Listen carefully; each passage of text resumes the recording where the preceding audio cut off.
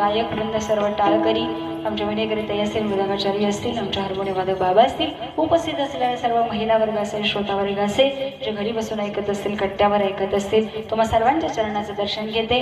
आणि ही सेवा आज आमच्या भोसले दादांच्या माध्यमातूनही मला मिळाली। मी पुनश्च एकदा त्यांचे शतश आभार व्यक्त करते। विजोडी गावामध्ये पुन्हा एकदा तिसऱ्यांदा चौथ्यांदा येण्याचा हा योगायोग त्यांच्या कृपेने झाला।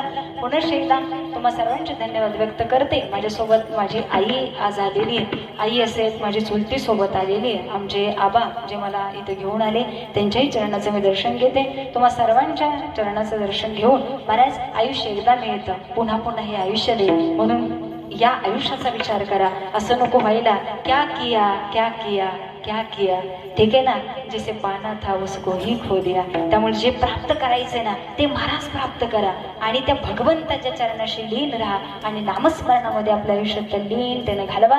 महाराज हेच आयुष्याची सार्थकता आहे आणि हे ज्याला कळालं त्याला तुकोबराय सुद्धा महाराज भावा करतात। आणि अशी पिढी महाराज प्रत्येकाच्या कुटुंबामध्ये जन्माला यावी असं साधू संतांचं म्हणणं आहे। म्हणून त्यांचे आई वडील धन्य माता पिता तयाची आणि असं सुंदर आपलं आयुष्य जगलं ना तर महाराज माझ्या राजांसारखं आयुष्य मला जगता येईल। छत्रपती शिवाजी महाराजांसारखं मला जगायचं असेल तर त्याच्याकरता आमची आई ही जिजाऊ मातेसारखी घडलीच पाहिजे महाराज, ठीक आहे ना। त्यामुळे गोड संस्कार आणि गोड संस्काराने ही मुलं